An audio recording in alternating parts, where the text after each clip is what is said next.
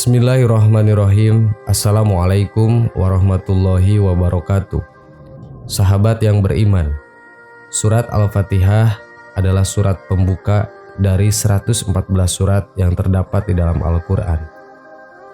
Surat ini termasuk surat Makkiyah karena diturunkan di Mekkah saat Nabi belum hijrah ke Madinah. Surat Al-Fatihah memiliki banyak nama lain seperti Ummul Quran, Suratus Sifa, Suratus Syafiyah, Suratul Doa, Suratul Tolab, Suratus Soal, Suratul Ta'limil Ma'salah, Suratul Mujizah, dan lain sebagainya.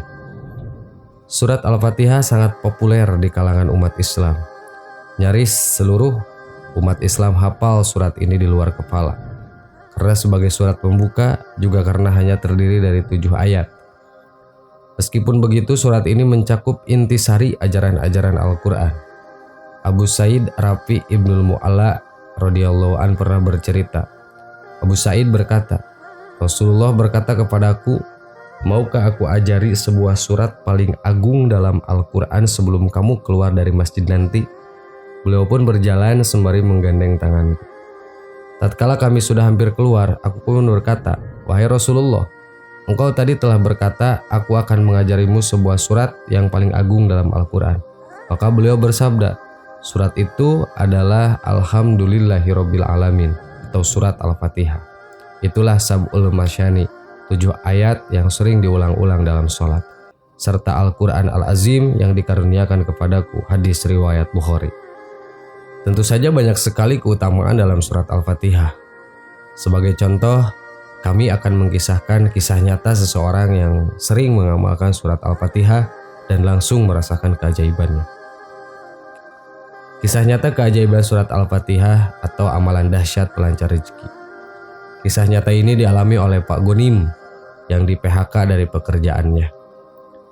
Pak Gonim bersama keluarganya disuruh segera angkat kaki dari rumah kontrakan. Tentu saja ini merupakan kenyataan yang sangat pahit yang pernah ia alami.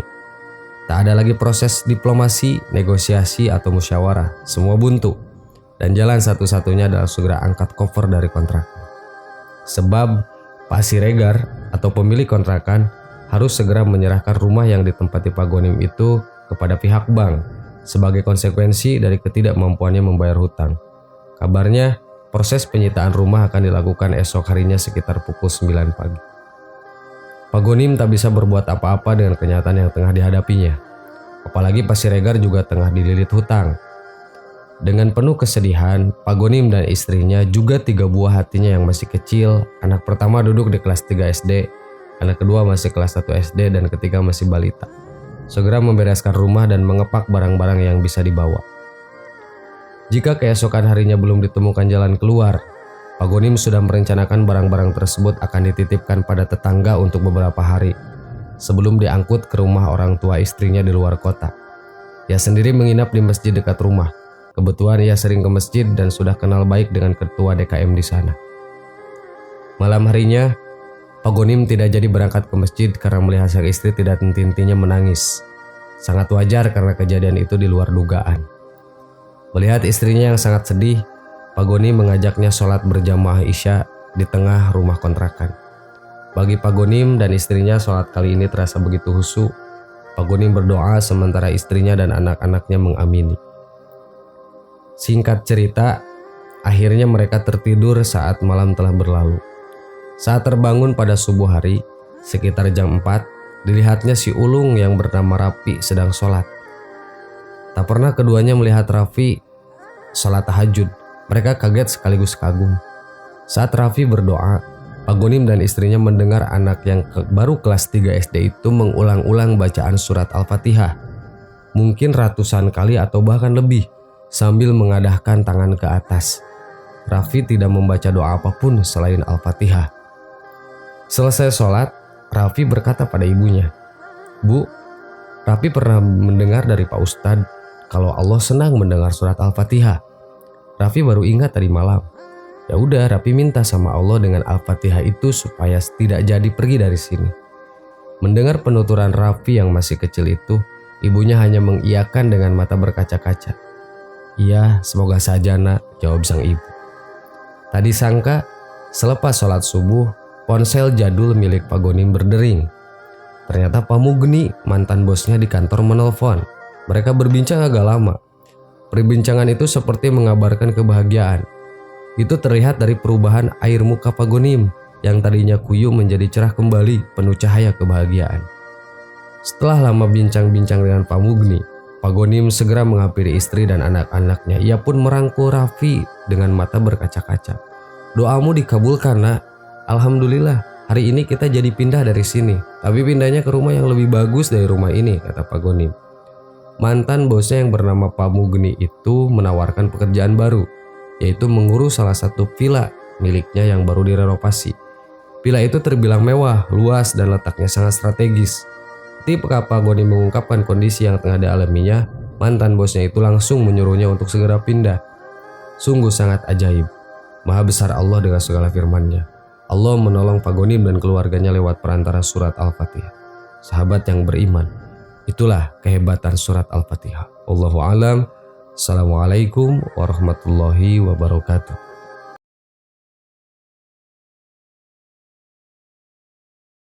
Bismillahirrahmanirrahim. Assalamualaikum warahmatullahi wabarakatuh. Sahabat yang beriman, surat Al-Fatihah termasuk ke dalam rukun sholat yang wajib dilafalkan baik dalam sholat fardu ataupun sunnah. Dikatakan pula dalam sebuah hadis, jikalau seseorang tidak membaca Al-Fatihah saat sholat, maka sholatnya tidak sah. Diriwayatkan dari Imam Bukhari, Rasulullah SAW bersabda, "Tidaklah sholat bagi seseorang yang tidak membaca surat Al-Fatihah."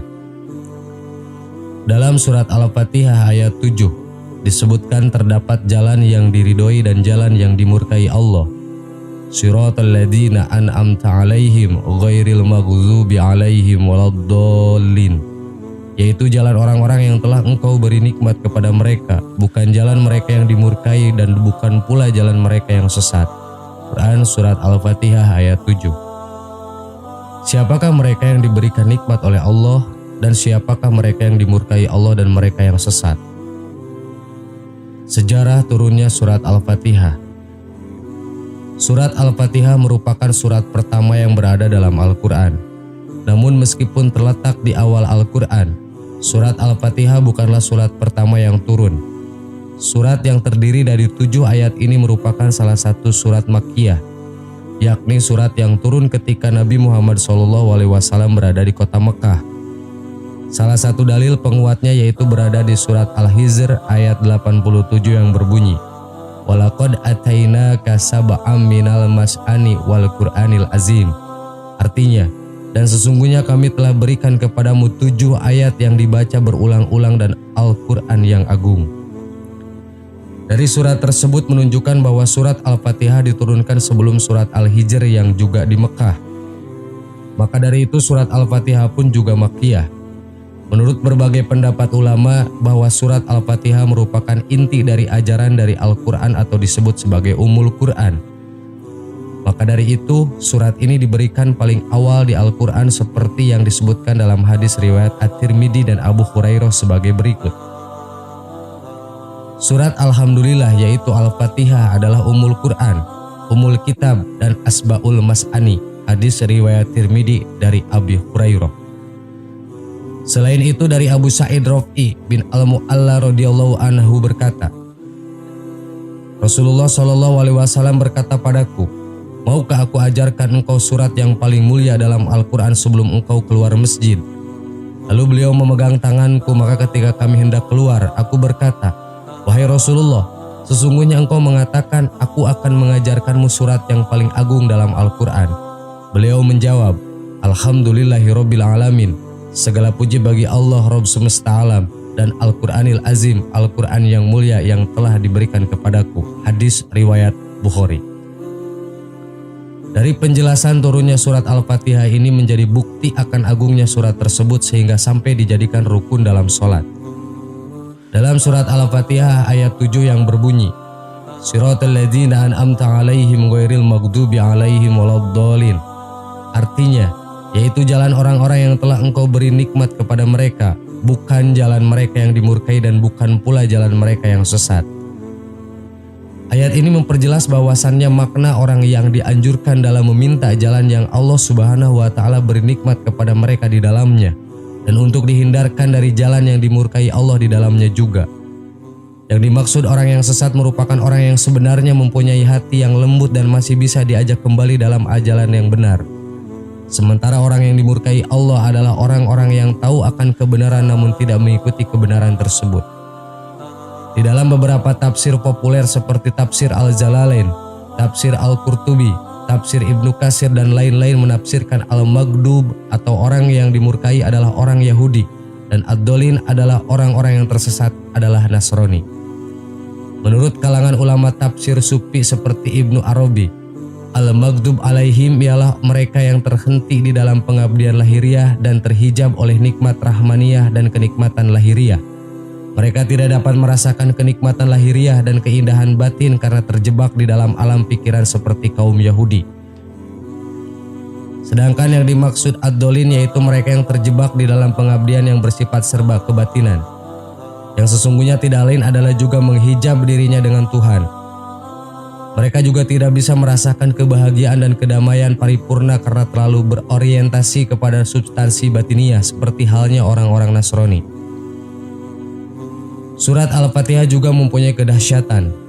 Hal ini dibuktikan dari kisah Abu Sa'id Al-Khudri yang mengatakan bahwa ada beberapa orang di antara sahabat Rasulullah SAW sedang berada dalam perjalanan melewati salah satu perkampungan Arab. Mereka berharap bisa menjadi tamu penduduk kampung tersebut. Namun ternyata penduduk kampung itu tidak mau menerima mereka. Tetapi ada yang menanyakan, apakah di antara kalian ada yang dapat menjampi? Karena kepala kampung terkena sengatan atau terluka. Seseorang dari sahabat itu menjawab, "Ya, ada." Orang itu lalu mendatangi kepala kampung dan menjampinya dengan surat Al-Fatihah. Ternyata kepala kampung itu sembuh dan diberikanlah kepadanya beberapa ekor kambing. Sahabat itu menolak untuk menerimanya dan berkata, "Aku akan menanyakannya dulu kepada Nabi Muhammad SAW." Dia berkata, "Ya Rasulullah, demi Allah aku hanya menjampi dengan Al-Fatihah." Mendengar penuturan itu, Rasulullah tersenyum dan bersabda, "Tahukah kamu bahwa Al-Fatihah itu merupakan jampi?" Kemudian beliau melanjutkan, "Ambillah imbalan dari mereka dan sisihkanlah bagianku bersama kalian." Hadis riwayat Bukhari. Sahabat yang beriman, demikianlah penjelasan dari Ummul Quran atau surat Al-Fatihah. Semoga bermanfaat dan menambah ilmu untuk kita semua. Amin. Wallahu a'lam. Wassalamualaikum warahmatullahi wabarakatuh.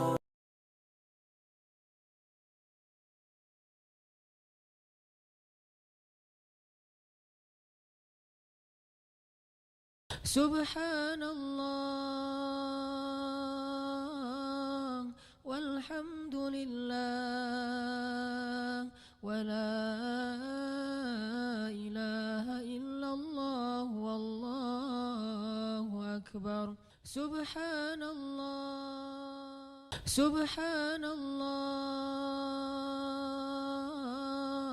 walhamdulillah wa la ilaha illallah wallahu akbar. Subhanallah.